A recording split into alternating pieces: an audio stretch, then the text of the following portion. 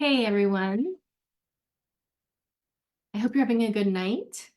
Um, I'm laughing at myself because I recently saw this like influencer thing that you're not supposed to start a live saying it, hey everyone, and I always say it, so I'm just kind of laughing at myself. But tonight we're talking about boundaries and what happens, why our kids don't listen, or if you're in this group looking to improve partner relationship, why your partner doesn't listen until you're at your wit's end. But the focus of the live tonight is going to be what happens to create a dynamic so that nobody listens till you're at your wit's end. This is a boundary problem. This is evidence of you having porous boundaries, is what I like to call it. So what that means is your boundaries can be swayed really easily.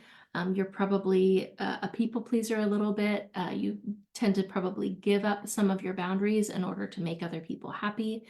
And some people will say, hey, I've got boundaries in place, but then they're going to talk about all of these things that tell me that they do not have boundaries in place.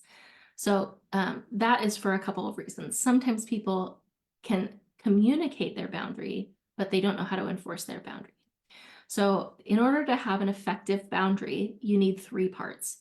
You need to identify what the boundary is. You need to be able to communicate that effectively to the other person, and you need to be able to enforce the boundary. Usually, people fall down on the enforcing of the boundary. So they'll communicate it and they keep communicating. They're communicating, and they're not taking any action to enforce the boundary. So they effectively don't have a boundary. Another thing that people do is they don't know what their boundary is. They think their boundary is, hey, when I say, you need to clean your room, that's me communicating my boundary. But then they come back 5 minutes later, and then another 5 minutes with another reminder, and they keep on saying the boundary over and over and over. And then all of a sudden, it's the fifth time, and then they lose it. They start yelling. And so what happens is their boundary wasn't actually that the child cleaned their room at that moment, or the boundary wasn't what they thought it was. The boundary was, I will not let you go more than 5 times of me reminding you before I get upset, right? So the boundary is 4 times is okay for you to ignore me, but 5 times is my boundary. I need you to take action at 5. Which is why everybody moves to take action when, that mom starts yelling and starts getting upset, because her actual boundary, her real boundary is, when I yell, you need to do something, right? And so what we want to do is identify better boundaries and then know what we're going to do when somebody isn't able to navigate that boundary. So there are there's lots of problems with having really porous boundaries. One of them being that when you have really porous boundaries, what you're teaching your kids is that what love looks like is me bending over backwards for somebody, me giving up my boundary, me self-sacrificing in order to make you happy. Or the other thing that it teaches them is you need to bend over backwards. You need to sacrifice your boundaries in order to show somebody else love. So if you follow this all the way up until adulthood, which your kids will eventually become adults, they are either going to be the person in the relationship who has no boundaries and therefore attracts people who cannot honor their boundaries, or they're going to be the person who receives love as somebody else abandoning their boundaries. And so they're going to be attracted to people who also have really porous boundaries, because they're used to that warm, fuzzy feeling of somebody giving up their boundary for me. And so we're teaching our kids to associate porous boundaries with love. And that is not what love is. Love means I know what my boundaries are. I value myself. I honor my own boundaries, and the people in my life honor them too. I honor your boundaries, you honor my boundaries, and that's healthy love.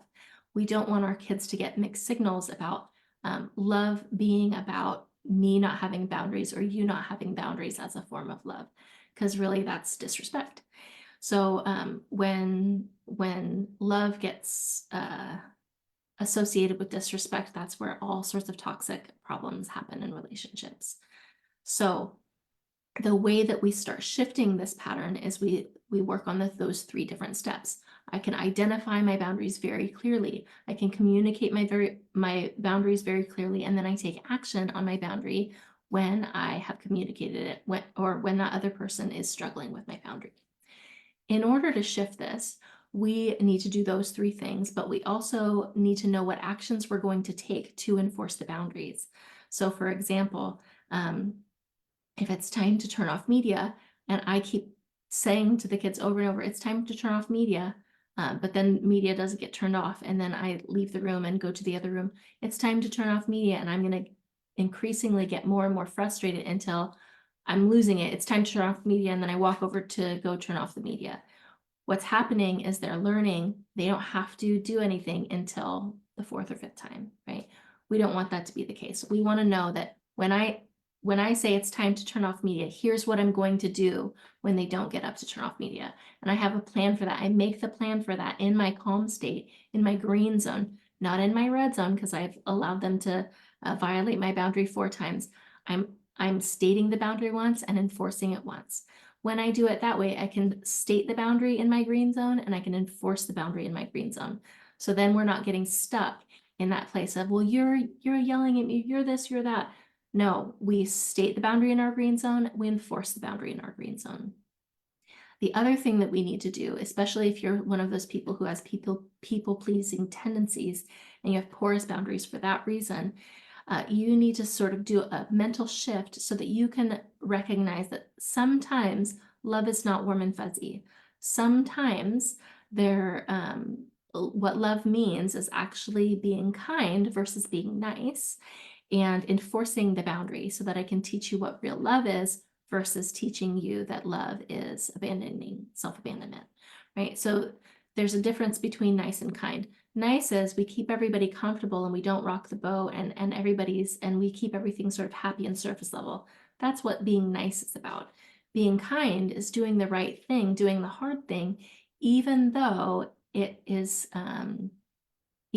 going to hurt somebody's feelings, even though it's going to be uncomfortable for a while. That is kindness. Kindness is I can choose what's best, even though you might have a hard time with it. And that is what we need to do with boundaries. We need to be able to enforce the boundary and do what is kind, not what's nice, do what is kind. And what that means with kids is that we stop rescuing them from the consequences of the boundaries, right? The consequences of their own decisions, right? So when we have porous boundaries, oftentimes we're rescuing them. We're trying to stop them from feeling any negative feeling, and we conflate me rescuing them with me loving them. Actually, that's not the case. We need to let them experience the consequences of their own decisions. And I don't mean punishments. There's a difference between punishment and consequences. If you need those resources, put consequences in the comments. So we stop rescuing people from the consequences of their own decisions, but we don't abandon them in it. So we're not rescuing them from the consequences, but we're also not shoving their face in the consequences of their own decisions and shoving their face in the feelings of it, right? We are somewhere in the healthy middle where we are allowing them to experience the painful consequences of their own decisions, and that we're helping them navigate those consequences with loving support. That's the magic. And over time, you start to realize the most loving thing I can do is let them experience the natural consequence. The most loving thing I can do is let them feel the pain of this so that we can come out the other side, and then we can problem solve so that we don't have to get here again. If you have any questions about this, let me know. You feel free to reach out to me or Christina, and we will get you any additional resources. And if you are somebody who is ready and recognizes, oh my gosh, I need the accountability, I need the support so that I can actually get this work done, you might be a good fit for one of our programs. We offer private coaching and group coaching, and also a hybrid option, which is a combination of both. So if that is what you need in order to start making changes, reach out to us. That might be for you If you have been sent videos over and over and over by Christina, but have never, you know, made time to watch them, right? You might need some more accountability to actually start practicing these skills and having some check-ins and one-on-one so that you can actually start making the changes you need to make to start seeing your family dynamic shift. All right, take care of yourselves. Put any questions that you have in the comments, and I will see you soon. Bye-bye.